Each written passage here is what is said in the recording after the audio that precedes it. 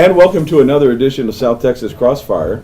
This is Attorney Joe Flores reminding you to join us each and every week right here on KTMV with the Lopez family. Special thanks to Don Humberto Lozano Lopez. He passed away in 2011, but he's honored, he's venerated, and he's never forgotten. And my good friend Carlos Lopez, you guessed it, the Ted Turner of South Texas Podcasting. Well, I have a man that I've been wanting to get on this show, but his schedule is so busy and he has many, many clients. And he also is a man that has paved his own way in a very conservative Texas, particularly South Texas. And he is an attorney, but he's also an activist. And that's my kind of guy. And his name is Kyle Hoelscher. Welcome, Kyle. How are you? Hey, I'm doing good. So first off, I got you a mug here from Normal Corpus Christi. I figured I'd bring out one of our new merch items. Well, this is something we use to raise money for the cause and also just, get people out there and talking about it. How does that look? That look okay? I think that looks fine. What is normal for those people out there, the conservatives who have been living in a box for 40 years, and those that are younger who forgot what normal is? Well, so NORML is the National Organization for the Reform of Marijuana Laws. And that started a long time ago. I think it was 1972, the first chapter. Texas got a chapter the year after. Ours has only been around since 2013 because when I got out of law school, I found out that there is no one pushing the issue of marijuana here in South Texas. And so the Coastal Bend region, that's 400,000 citizens, had no representation on this issue. Now it's sort of, we've been able to corral activists, corral people, get the people talking about it. And I think we've actually made significant changes since 2013 here in the Coastal Bend. Tell us a little bit about your education, training, background, and where you grew up. Sure. Well, I grew up right here in Corpus Christi. Born and raised here, graduated from Cal Allen. I only spent 5 years away for elementary school when my stepdad had a job and 3 years for law school, and I came right back. Undergrad is here at A&M Corpus Christi, and then, like I said, mentioned, St. Mary's Law School is where I went. Homegrown, if you'll excuse the term. And so this, when you were in law school, had you thought that you were going to go and represent and carry the flag for this fight, or was it something in the back of your mind that the criminalization of drugs was fundamentally wrong? Well, I think it's been a long time since I've realized that the war on drugs is wrong. It's just patently, it doesn't work. It doesn't produce any good results. It hurts and ruins people's lives. It breaks up families. And it costs you and I a hell of a lot of money. So when I really started getting into it, about midway through law school, I started realizing that marijuana was one of the biggest areas that the drug war affects U.S. citizens. To the tune, when I was in law school, to the tune about 800,000 people going to jail every year for misdemeanor small amount possession of marijuana. So I think in my last year of law school, I decided this is something I need to pick up. I looked into it, I found out that my hometown has no representation in that, and so I thought this is a great way that I could use my law degree to help society. And we want to pan to that picture that you've got of your car that I love very much. The late model, is it a Crown Victoria or? Yes, it is. It's a Crown Victoria that I got from the Elmendorf Police Department up a little southeast of San Antonio. And it is a retired police car. I think it got in a wreck is why I got it for so cheap. And I just put logos all over it, People ask me all the time, I wonder if this guy gets pulled over more because he's got the marijuana leaf and stuff. What was the initial the reaction by local police? I've been pulled over 4 times in this car. One time, an actual legitimate stop because they sold it to me without a rear light, and I didn't realize it. But the officer who stopped me that time, he told me that he supports what we do. This was out in Aransas County. So you're talking about Rockport. Stopped, said, I love what you're doing here. I love this car. I hate arresting people for marijuana. And the other 3 stops have been here in Corpus. All 3 have been by police officers who want to tell me that they support what I'm doing. They want to change the law. They're tired of arresting marijuana users. They feel it's a giant waste of their time. And while I felt a little inconvenienced. I did feel good that those officers decided to stop, and a couple of them actually took some selfies with the car. So, Well, you've proven what I've thought all along is, and I've had conversations with the police force here in Corpus, who my hands are saluting both of them. The job that they do a great job. It's a thankless job. Often lawyers feel the same way, but they put their life on the line every time they put on that badge and that gun and they go out on a shift. They don't know if they're going to come home or not. And marijuana should be the least of their problems. I think alcohol, cocaine, heroin, other things are a bit more problematic. But again, we go back to the treatment versus criminalizing these people.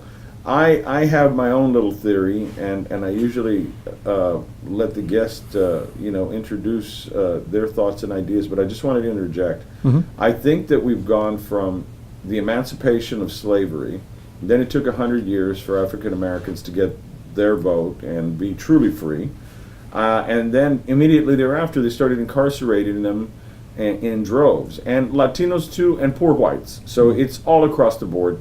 You have poor whites, Latinos, and blacks in prison for drug offenses, a big majority, and mental health issues. I've interviewed Kalen.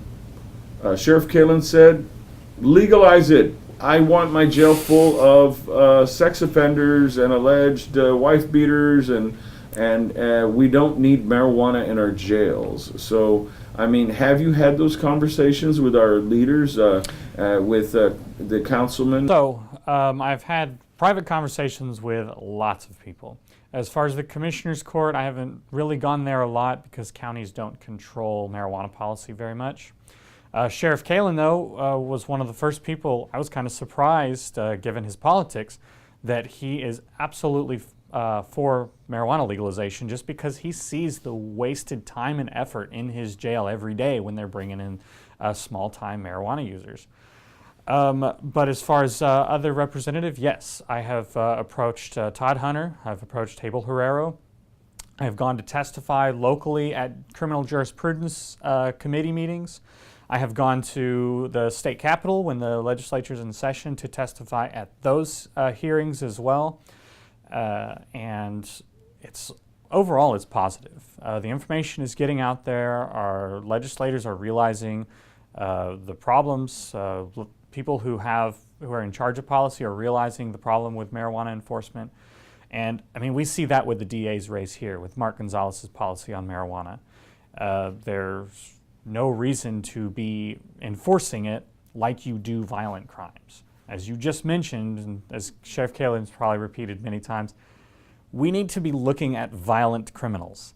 Violent criminals are the crime problem. People smoking weed in their house, they are not the crime problem. And I think legislators realize that at this point. When I've brought up this issue, say with Child Protective and other agencies, they say, well, what about the person or parents that smoke it in front of their children? It's sort of an argument that has some validity, but they will say that if they see the parents smoking, they'll use it, and then here it comes. Marijuana is a gateway to the hard stuff. Mm-hmm. Well, there's two issues right there. The first one I want to talk about is something that's brought up, and it's the argument that's always brought up. What about the children? Well, parents are allowed to consume alcohol. Parents are allowed to smoke cigarettes. But if those parents give cigarettes to their children or give alcohol to their children in violation of the law, that's where you have a CPS issue. Similarly, marijuana should just be thrown right in there. If you are too intoxicated to take care of you and care for your child with alcohol or marijuana, then it's a CPS issue, then it's a state issue. If you can use alcohol in a way that does not affect your ability to parent, you can use marijuana in a way that does not affect your ability to parent, I don't see why that's such an issue. The second thing, go ahead. I don't mean to interrupt, but the gateway drug is what you, I think you were trying to get to. Yes, and I didn't mean to interrupt that. It's burning with me because I need some ammo. When I talk with the alt-right, they say you're dead wrong about the second reason, the gateway drug. How do you respond to the alt-right who says marijuana is just the beginning, the tool of the devil that will bring down society and lower people's way of coping? It lowers not only just their inhibitions, but their motivation and drive. Okay, well, let's start with the gateway myth. The gateway myth has been around since they began making up things about marijuana. You can go all the way back to the 30s when Anslinger first got the first marijuana prohibitions put into place at the federal level. Reefer Madness. Reefer Madness, that video ruled. it went all around the state and it just told nothing but lies. These high school boys and girls are having a hop at the local soda fountain. Innocently they dance. Innocent of a new and deadly menace lurking behind closed doors. Marijuana, the burning weed with its roots in hell. In this film, you will see the ease with which this vicious plant can be grown in your neighbor's yard, rolled into harmless-looking cigarettes, hidden in an innocent shoe or watch case. If you want a good smoke, try one of these. You will meet Bill, who once took pride in his strong will as he takes the first step toward enslavement. Of course, if you're afraid.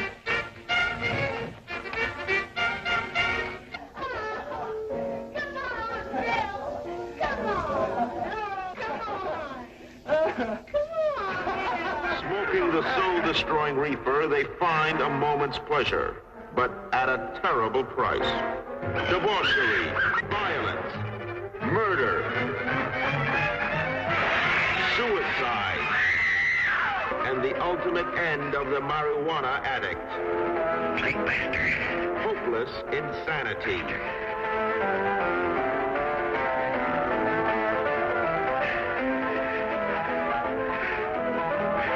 See this important film now, before it is too late. One that's been the most persistent has been this gateway theory. Unfortunately, though it's been repeated for 70 years, no one's been able to actually show any evidence that it exists. Every time people are looking into it, the only correlations that can be found are with legal drugs. Is that a great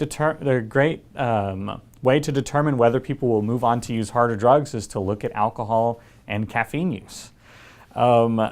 I don't believe that those should be. I'm sure cigarettes as well. But what they can't find is a link between marijuana and using harder drugs.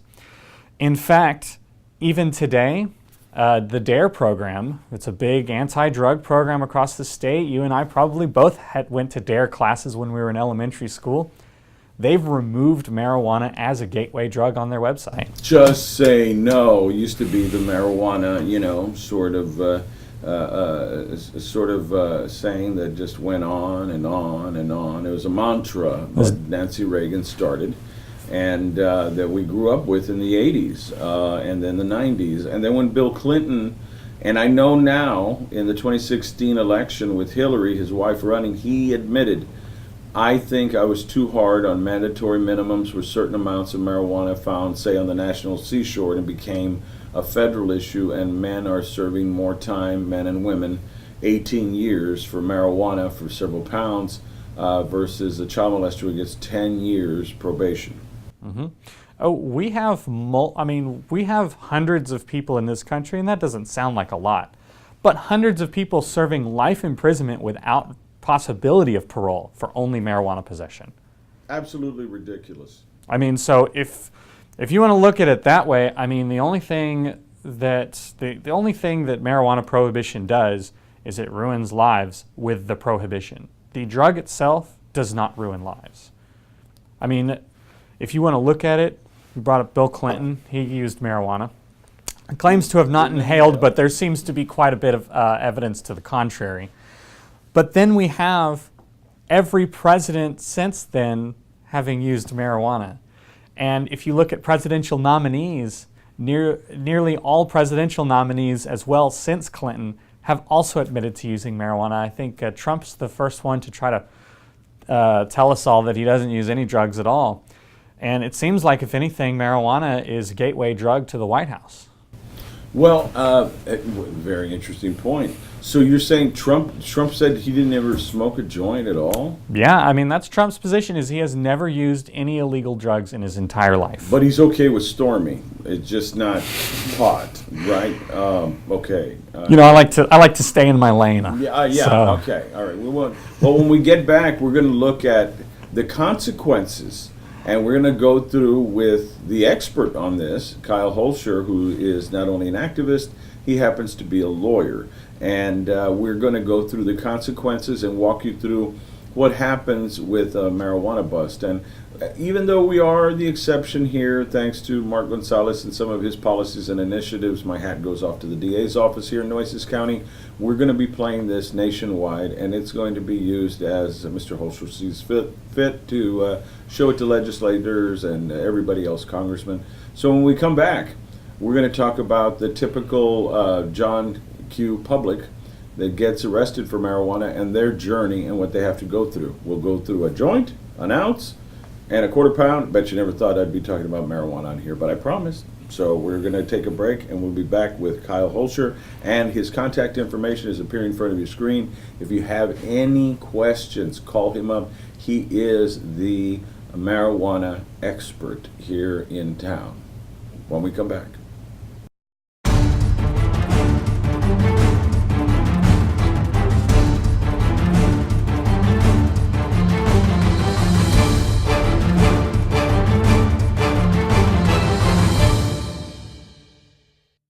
And we're back after a brief break. I have the honor to be interviewing an activist, and it's rare to have the two, an activist and a lawyer, because there's far too few of us. And I mean us because my whole bag is ending mass incarceration, and so it dovetails into one of the best lawyers that I've ever met on the issue of marijuana, because I think too many people are going to prison for all the wrong reasons, sort of paraphrasing Justice Stevens. And the sentencing guidelines are cruel, they're unjust, and they're far too long. So once again, we're here with Kyle Hoelscher. I talk way too much. He's taking the mic. He is in charge. He's the brakes and the gas today. And I'm excited because this is a topic that affects everyone. And it is a hot topic for the last at least 5 years. And we're also going to be talking not only about marijuana usage, but also the crime and punishment. We'll use some anecdotes and we'll change it to John Smith. And he can share some of his experiences that he's had with his clients. Plus, we're going to talk about the entrepreneurial sort of opportunities that are out there. And then the hammer of the U.S. Attorney's Office that can all bring it to a stop. So welcome back, Kyle. Thank you. Mm-hmm. Well, we've been waiting a long time for this, and our schedules just collided. But ladies and gentlemen out there, Kyle is the premier guy. Don't call him to connect marijuana. He's the lawyer, not the dealer, okay? And this does not constitute legal advice. Please call the attorney of your choice, but I would call him. Welcome back, Kyle. What did you want to talk about in this 10 minutes? Okay, well, I think the easiest thing to talk about and the thing people want to talk about the most is money. I think the money issue is the least important, but it's always on people's minds. So what are we wasting on marijuana prohibition? You're thinking about just Texas. And let's just talk about Texas because the feds aren't going to change it. All right, they're not about to change it. Why? Well, they're just stuck in their ways. It's too cumbersome at the federal level. We have to get too many different parties to agree. It's not going to happen. And the fact is, they get to rob us blind and spend all of our money all they want, and they never have to answer any questions about it. Our local legislators, they got to answer questions about how they're wasting our money. And so when Texas wastes our money, we get up in arms about it and we do something about it. The feds are too far away and they just don't feel accountable to the people anymore, my opinion. But, so here in Texas, let's talk about Texas. Pretty accurate. 67,000 people go to jail for small amount possession of marijuana crimes. 67,000 a year? That was in 2014. It fluctuates up and down. A couple years before that, it was 88,000. Good Lord. So, so we have those arrests. Those are people. The officer's time is getting spent booking these people. These people's cars are getting impounded. They're going to jail. They're bailing out. They're showing up to court. They're being prosecuted. They're going on probation.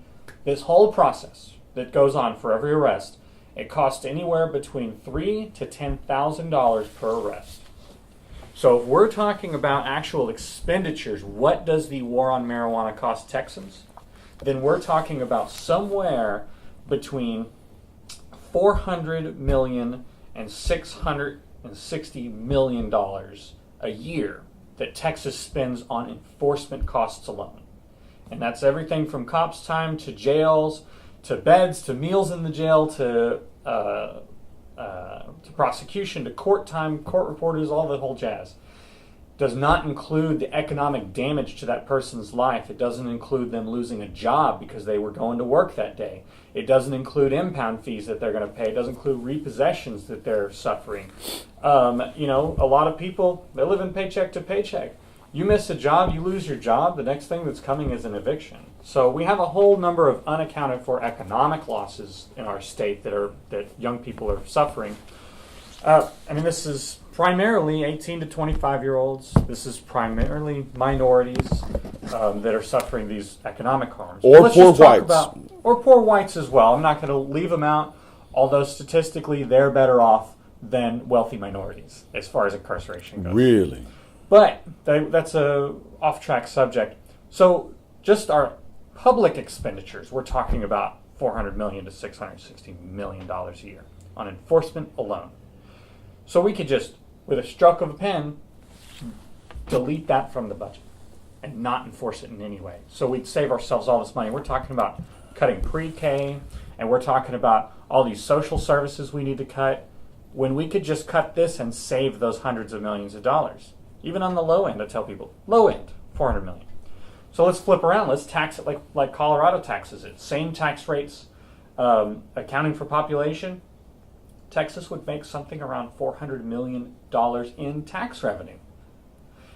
We are the only lobbying group that's asking to be taxed. Do you know any other lobbying group that goes to Austin and says, please tax us more? Please let us be taxed. Not here in Texas. Not here in Texas, and Texas is always looking about a way to get new revenue. Why are your fees going up? Why is it so expensive to have a driver's license now? Why is it my attorney's my bar card fees go up? Why does everything go up every single year? But they're overlooking this huge cost. So just on money, you know, we're talking about somewhere between $800 million and $1.1 billion in an economic change in our budget in Texas with one stroke of the pen. So if you want to talk about that, that's a big issue. I think the moral issue of arresting these people is bigger, but the money issue is there and we can't ignore it. Well, let's go to the moral issue of arresting people. As an officer of the court and an excellent attorney, I've seen you in action. What do you think about the arresting of people for marijuana? Well, I think it's morally wrong. Morally or legally? Well, no, it's not legally wrong, because just like slavery and just like Jim Crow, those things were legal at the time, but they were immoral as far as I'm concerned. And so we are now living under what has been described in a book I just read, The New Jim Crow is our drug war. Oh, yeah, she's one of my favorites. A And- great professor and a great writer, The New Jim Crow Laws, Yeah. and creating mass incarceration. And that's what this is part of. And I think it is immoral to take people who are not harming any other person, who are not doing any other crime. They're not stealing. They're not assaulting anyone. There's no violence involved. They're doing something that only affects themselves. And we're deciding as a society that this person decides to have their liberty. We have decided to remove the liberty of this person, lock them into a cage, and control their life for however long we determine we should. And for some people, it's a 6-month probation, and people go, oh, 6 months probation, who cares? You know, but How much is 6 months of freedom worth to you? I think that's an important thing. But then on the other end of the scale, you have people serving life in prison. So we're deciding that because of this plant, which there is no violent crime associated with, as far as the arrest and charges, just mere possession, there are people spending the rest of their life in a cage. I don't think that's morally justifiable. And in my experience, in the federal practice, we had somebody, I'll quote, Mr. X was facing 2 years, and they offered him that, and he said, I'm not guilty, went to trial. He didn't like the idea of conspiracy, which became the rage after Clinton signed the crime bill. Mm-hmm. So just being around people that are selling, you take the whole weight. Yes. So he was charged with 18,000 pounds of marijuana, even though he was just a guy who'd go get cigarettes and beer for the guys who sold the marijuana. But he was the last man standing. Went to trial. He took the full weight, opposed to 2 years. Now he's serving 18. We appealed it. Of course, New Orleans wasn't too sympathetic and found that he has to serve 86% of that time. And that one haunts me because I'll say if they will nab somebody that was a gopher for the real marijuana guys, and I've anecdotally and actually seeing that we have very wealthy investors that are investing in the illicit obtainment of the marijuana and having it distributed, but they only get the mid-level and the low-level user. And you brought up the interesting point of Jim Crow laws. I don't think a lot of people have read the new Jim Crow laws, and I see that as a point where it's being used as a tool to incarcerate people. And now we have privatization of prisons. There is no real true rehabilitation of the marijuana user in the privatization of prisons. You get a Bible, and then you told you want to step outside the yard. Let's have you work for J.C. Penney. Let's help you make drones. The federal prison is full of free slave labor that are doing all of this. And it was shocking to me as I did some investigative reporting, and it was a lot of marijuana users. Mm-hmm. Well, marijuana users are the low-hanging fruit. Okay? This is a substance that smells. It's bulky. It generally requires another apparatus to use. So it is low-hanging fruit. It's the easy thing for police officers to find, detect, and search for. So once they find that easy arrest, that's it. I mean, they're done. They check a box, they arrest, they do the process, and there we go. They got one more arrest for the day. And that's why marijuana users are often the ones pulled into those things. And when you talked about that the higher up in any criminal organization, they're not getting caught. Ever. They're never getting caught because they're the high-hanging fruit. It takes more work. You got to work hard to get those people. You have to do investigations, and you got to do real difficult police work and track things to find those people. Why don't you just pull people over for traffic stops? You know, you search every single one of them. 1 out of 4 is going to have marijuana on them. 1 out of 10 is going to have a hard drug on them. So just do that over and over again, and you get your low-hanging fruit, you get your arrest, and you move on. It's amazing to me where you have worldwide conspiracy of people financing drugs, but the hard stuff, you know, we should be concentrating more on methamphetamine, other things like that. Marijuana seems to be, but now on the other side, they're saying we're starting to romanticize it. We're starting to say that it's not that strong, but actually, marijuana is stronger than ever, isn't it? Yes. Can we talk about some of the? Sure. Yeah, let's talk about some of the marijuana and the type and the strength. So yeah, it absolutely is getting a little romanticized. I think in a separate way. I think it's going 2 different ways. One, that in the minds of pro-marijuana activists or users, that it's becoming a cure-all, and people are attributing medical value to it that doesn't exist. It has significant medical value, but people are romanticizing it, and they're making up things that it has medical value for. So I think real research is important there. On the opposition side, it's being romanticized, as you said, and this isn't your parents' weed. This is much stronger. It's X amount times stronger than weed was in the 60s. These vape pens are super strong. And, well, the thing is that while it has gotten stronger, it's not more dangerous. It is the difference between a beer and a shot. Of course, you're going to get drunk faster if you consume a whole shot, but it's the same thing as if you chugged a whole beer. The chemicals aren't changing. The danger of the chemicals aren't changing. But prohibition pushes the drugs to be more potent. If you can ship a ton of marijuana, do you want that ton of marijuana to be powerful marijuana or low-grade marijuana as a seller? You're going to make more money on the powerful stuff. So you breed more and more powerful drugs. So, not that I like to call marijuana a drug, but I mean that's just the nature of prohibition. But I think the romanticizing, like you mentioned, I think it's kind of blown out of proportion because they want to use it as a new argument to keep it illegal, and I don't think that's justified. Well, so what are the solutions that we may have to, what are your proposed solutions when you talk to the legislators, such as Todd Hunter, Abel Herrero? They are some of the more open-minded. Todd Hunter, for instance, is in charge of calendars. He puts on the agenda. I mean, it's a very powerful position, plus the Judicial Committee. So what do you want those legislators to introduce? Do you have a piece of legislation that you have brought together, like Alex does? If they can produce and rubber stamp legislation, why can't we? I'll help you produce it. I mean, anything to save the taxpayer money. We had a great bill that went through the legislature last session, and I'll get back to that in a moment.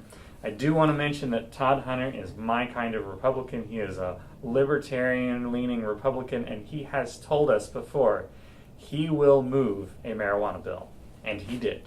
So I always give credit where credit's due. I myself am not a Republican. This may surprise you, but his position is not exactly pro-marijuana. He's not in the tax and regulate camp, but he is in the camp of let's stop wasting money and let's stop arresting people, which is really great. So last session, what did we have? We had a civil penalties bill on the table. We got it through the Jurisprudence Committee, we got it through the Calendars Committee, and it was set for a vote. And unfortunately, we don't have sophisticated polling like they do at the federal level where they know exactly who's voting for what. But it seemed generally there was a lot of positive comments being made on this bill. And it would leave all the marijuana laws the same, except under 1 ounce would turn into a civil penalty. A civil penalty, I think it maxed at $250. And this would not be arrestable. It would not be even a traffic ticket. And so for those low-level users, the 66,000 people that are being arrested, most of those under 1 ounce, it would wipe them out of the criminal system and it would move them over to where they just pay a fine. Pay a little ticket over at the JP and you're done. Unfortunately, because of the bathroom bill last session, our bill died. Because the proponents of the bathroom bill said, we're going to pick a day and we're going to kill every bill on that day if we don't get our way. Just for the same-sex or the transgender bathroom bill. Yeah, which the Republican leadership said they were not going to pick up. Frothing at the mouth. Bill. Yeah, But our bill died because of that, and that's, I think, the only reason it didn't pass. I think it had a good chance. Are we bringing the bill back next session? Absolutely. We have Representative Moody out in El Paso. I think he's the one who's going to bring it up. If not, there was more than one co-signers. That was not our only bill last session. We had a great medical bill that half of the House signed on as co-sponsors. Unfortunately, very few people get to decide what goes on the calendar, and it never made it on the calendar because anti-marijuana people decided that it wasn't. The anti-marijuana minority, it's nice to say that, the anti-marijuana minority in Congress decided, or in our Texas legislature decided to not put it on there. But half of the House members signed on as co-sponsors. Tell me about those that are anti-marijuana. When you've talked to them face-to-face and out there in Austin, I'm sure you've faced some resistance and some very passionate people on that side. How do they come at you with you're poisoning our children argument? Are they using the children argument or using the workplace environment argument? It's bad for business. All three. So I think it's probably goes in three different areas. The first one is the blanket argument that's always used for every issue. What about the children? Well, what about the children? We legalize marijuana, all these kids are going to start using marijuana. As if they're not using it now. So first off, there's already juveniles finding and using marijuana. And frankly, I'll say this, that illegal marijuana is more difficult or is easier to find for a juvenile than legal alcohol. It's easier to find because no one's checking IDs. It's not behind a storefront. There's no one's business license attached to the sale of that marijuana. So in that way, I say that legalizing it's going to help it keep it out of the hands of kids because it's going to be harder to find. Well, everyone laughed at that argument until a couple states legalized, and now we look at juvenile use in those states, and we're seeing it stagnate or drop. Why? Because it's harder to get. It's behind a counter. You have to have an ID. It's like alcohol. And a little bit of the cool factor is gone. Once it's legalized, kids are not really that into marijuana anymore. Why? Because that's what my parents do. That's lame. Mm-hmm. You know, this is seems silly also, but it's an effect that's occurring right now and statistically verifiable. Argument number two. Well, what about workplaces? It's going to be unsafe. People are going to be going to work stoned. They're going to be running construction machinery stoned. Well, legalizing it does not affect an employer's ability to drug test. It has not been done in any legal state. There is no push to do it in any legal state. If you want to drug test as an employer, and certainly in a right-to-work state like Texas, that's not going to change. So people who are using will have to have jobs that do not drug test, which are jobs like working at Taco Bell. Jobs, fast food, service industry, your waiters, waitresses, stuff like that. That's where marijuana users typically are, is no drug testing. I also like to point out that the NSA does not test for marijuana either. No way. So you could still become an NSA analyst and use marijuana. Yeah, they did that a few years back because they couldn't get any new computer analysts in because they all smoked marijuana. So they just refused to go in for the employment screening. Wow. So NSA changed their policy. But that's a little side note. So the third one I think that is brought up most often is a belief that DWI will skyrocket. And we are going to have massive increases in DWI driving.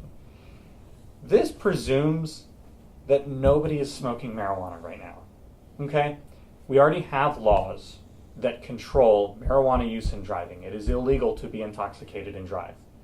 And people get arrested and prosecuted for marijuana intoxication while driving all the time. Legalization does not change that law. And in fact, in places like Colorado and Washington, they have been arresting more people for marijuana use, for marijuana intoxication while driving. But that's because now there's funding avenues to test for people for marijuana to start getting drug recognition experts, which I don't believe are very good, but the funding is there, government wants it, they're going to do it. And they're putting more effort into finding people intoxicated on marijuana while driving. So I think all three arguments fall flat. I don't think any of them are going to be the end of the world, and none of them are as serious as the current damage that prohibition is doing to society. People ask all the time, let's bring it home to the user, how can they decide whether I'm under the influence or not, other than a Dorito bag and red eyes? If they test positive for marijuana and they had smoked the day before and they're not under the influence and driving, but it does show a positive marijuana test, isn't it hard to get a DWI conviction or a DUI conviction on that sort of argument? It's not hard for the state to get the conviction if they get the evidence. And people forget that DWI laws have been around for a very long time. I mean, our first DWI laws here in Texas were like in the 30s or something, or late 40s, I forget. But they're old. And we didn't have blood tests, we didn't have breath tests. You prove intoxication, okay? You observe them, you film them, you can do field sobriety tests on the side of the road. You can draw their blood, see what the levels are. If you can draw a connection between those levels in the blood to an intoxication factor, then as the state of Texas, it's your duty, if you're accusing people of crimes, to prove that. All right? I think a poor system of doing that is something that Washington has chosen to do, which they drew a per se limit. Just like alcohol, 0.08. 0.08 blood alcohol is an automatic intoxication. So you can presume intoxication if you're over that line. Of course, there's no scientific validity for that. There's no actual evidence that that's a good line or that there's any reason to choose that line. Government has chosen that as the line. Mm-hmm. Well, Washington did the same thing. They said 5 nanograms per milliliter of blood. So they draw your blood, you're over 5 nanograms, intoxication per se. I think that's a very bad law, and I think that's causing a different incarceration and criminal justice issue. But really, if we found that to be such a big problem, we have tools that we could use to prove intoxication. Well, and in our final segment, it's just kind of open mic. What would you like to tell the people out there? Good proponents for it, good proponents against it, people in the middle and undecided. What would you like to tell them about and I know you've been doing this for several years. It's your mic, closing arguments. What would you like to tell them in the next 5 minutes? It's your time. What would you like for them to keep in mind? Well, that's a big thing to throw on me here at the end, but I think I can manage. The issue here is really, which side of history do you want to be on? Okay? Because it's clear that public opinion is in favor of legalizing marijuana. Okay? Pro-legalization continues to increase with every poll that is done. We just recently had a poll that Republican voters are over 50% now in favor of legalization. We have legalization in every group except the oldest people in society who were had their heads filled with all the reefer madness of the early years of the drug war. So it's clear that the law is going to change. Why be on the wrong side of it? Marijuana laws are going to be repealed, in my opinion. They're already being repealed all over. Even under Trump, there's about to be an excellent bill that's about to go through the Republican-held Senate, the Republican-held House, and signed by a Republican president. And that bill is going to allow marijuana profits to be used in banks. It's going to remove the Justice Department's ability to go after anybody in legal states. It's going to make a huge change in how marijuana law is. We're talking about rescheduling marijuana. And so here we are, 70 or more years after the first marijuana laws have been passed. We have not stopped marijuana. There's no indication that people are going to stop using marijuana. And there's also very, very few harms associated with marijuana. And so the more we talk about it, and the more people bring it up, we need to realize it's not a taboo subject. It's something that is going to come, so let's do it now. And let's do it right.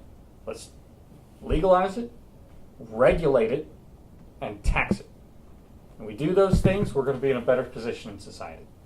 Well said. And I myself am very impressed that our representative Todd Hunter is a libertarian. He's progressive. He's brought it up on calendars.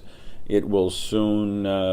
It's an eventuality, but not if. It's when. I do worry about, say, Jeff Sessions, the top cop, with comments like, well, the KKK is not so bad, but then I found out they smoked marijuana, and that was a deal killer. So there are people that are very much against marijuana. what would his role play, or someone like him, his his substitute if Trump would send his packing? Would the message stay the same? How would the government's role? Could they shut down, pot shops? Could they just tax and seize and do everything? I mean, what would the federal government, if they chose, could they just turn all this around and put the genie back in the bottle? I don't think they could put the genie back in the bottle per se, but they could certainly create a massive crackdown across the country. What they could do, and this is the society that we live in, that the government could actually do this in a legal fashion. If Congress gives the Justice Department the money, the Justice Department could go and just look up Colorado and look up every shop that's in Colorado and just go by every single one of them, arrest every person in there for the entire amount that exists at that shop. Anyone associated with each business could be charged with conspiracy, could be put in federal prison for an extended amount of time for the amount of weights. They could all be charged for distribution because they're in the process of distribution. They could do that to every business. They could also do that to every medical dispensary. They could then get all of the records from all of those businesses, find all suppliers, arrest every person that's involved with every one of those businesses, all the grow houses, all the distributing businesses, any person who's got a medical caretaker license. They could go to every single doctor that's recommending marijuana and incarcerate every single one of those people. They could then set up checkpoints at every single highway that goes in and out of a legal state. They could have searches and enforcement at those checkpoints to arrest anyone going over state lines with this stuff. Theoretically, they could make a police state out of the drug laws. The only thing that stops them is money. We will not appropriate the money, and this is what gives me hope. You mentioned Jeff Sessions. Jeff Sessions has wanted to do exactly what I described since he got into office. But the Congress refuses to give him money. He has been given $0 to go after legal and medical states since that's been an amendment that's been in the spending bill for years now. And that's the only thing stopping him, is that no one is willing to spend that money on a thing like this. Interesting. So he's been hobbled by his own party. Yeah. And the truth is that I think even if they did all that stuff, you would not put the genie back in the bottle. You are not going to reduce use. You are not going to ever stop anyone. You can get marijuana in a federal supermax prison. So you can probably get marijuana anywhere else in the country. It's like prohibition. Didn't work then, wouldn't work now. And just like prohibition, just like with alcohol prohibition, what was the end result? We created organized crime in this country. And we're doing the same thing with the drug war. And I always say the same thing as far as that goes. I want my money, the money's going to go somewhere. I want marijuana money to go to the criminals that are in government rather than the criminals on the street. Because at least I get to vote for the people in government. And I get to say where my money goes and have a vote and an opinion. The people running the gangs on the street, they don't care about anyone's opinion, and they don't care about anyone in their society. And so I want to take money from them. They are not happy with the growth. It hurt them. At least 10% of their gross profit was marijuana, along with human slavery and with harder drugs, the methamphetamine. Anecdotally, I've heard and then actually seen from arrests that we hear that guns and prostitution and human slavery have upped because of the cut they've taken in marijuana smuggling, where because of a lot of these states that have made it legal. Well, the DEA came out with a report a while back now, because it's been legal in Colorado for quite a while. In 2 years since Colorado and Washington legalized, that Mexican cartels lost somewhere around $2 billion in profits. $2 billion in profits lost because all the business transferred to legal business owners that were being taxed, background checked, regulated in just those 2 states. Now we're up to 9 states that are legal. And so, including our capital, Washington, D.C., is a legal province. Wow. And that's how you do it. You know, if these cartels want to switch over to other crimes, we can't stop them. But those other crimes, those hurt people. Those are crimes. Human trafficking, that is a real crime. Gun crimes, those are real crimes. Kidnapping, extortion, bribery, those are real crimes. Yes. Marijuana possession is not a real crime. And if people want to get a hold of you, to be part of the movement, to get involved, what's the magic number to call? Our website's the best place to go. It's normalcc.org, so that's normlcc.org. And if you go to that website, it's a very simple website. It'll tell you where our meeting time is. We meet over at B&J's Pizza on SPID, second Wednesday of every month at 6:30. And there's where we get our hardcore group of activists, the people who really want to volunteer, the people who really want to make a change. I am not the only one in town. I am just the most vocal one, and I try to keep the organization operating efficiently. So that's normlcc.org, and that's the website. And on that website, when you go to it, is there a Facebook and Twitter? So we pretty much only have a Facebook at this point, but that's because I'm a little too old for Twitter and Instagram. Oh, come on. Maybe you feel me on this one, but we've had at various times someone to run those social media things, but I just can't simply keep up with anything more than a Facebook, unfortunately. If you are a proponent of marijuana, get involved and call Mr. Hoelscher. And if you love to do computer stuff and you want to volunteer an intern for normalcc.org, this is your opportunity to get involved.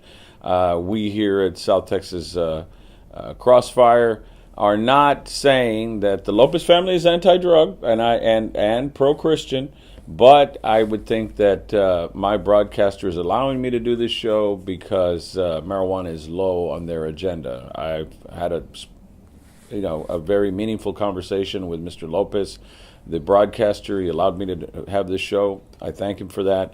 And he believes that methamphetamine is the scourge of our country and prescription drug in the opioid crisis, not marijuana. And so I tend to agree with him. This time has flown by. Any other last words before we go off TV land? Dave is getting out his cane and whipping me off stage as usual. Our time has just flown by. I'm so glad it's taken us a year to get together, but I'm glad you're here. And that's Kyle Hoelscher at normlcc.org. They meet the second Wednesday at BJ's. Where is it on Staples? B&J's on SPID. SPID, B&J's, the old school B&J's, or actually the new one, right? No, that's the old school one. No, the old school one, location. B&J's, and we might even go over there and do a surprise visit and have the munchies and enjoy. Not that I partake, but I support the medicinal value of it, especially in the hospice realm. I do a lot of hospice, and I have walked in on people in Central Texas. I walk in. Guy who looked like Willie Nelson was just lighting up. Oh, one last question before you go. The vaping, my daughter brought that up and had a question for that. Can people actually vape in public and nobody will know that they're smoking marijuana?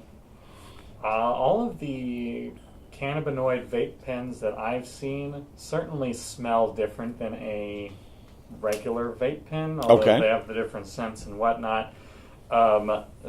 I could not advise any person to use a cannabinoid vape pen in public. You are asking for an arrest, and that will not be a misdemeanor. Vape pens are a felony. Are they? Automatically. Okay, so remember that, kids. Vape pens are not just a slap on the wrist. What about with tobacco in it?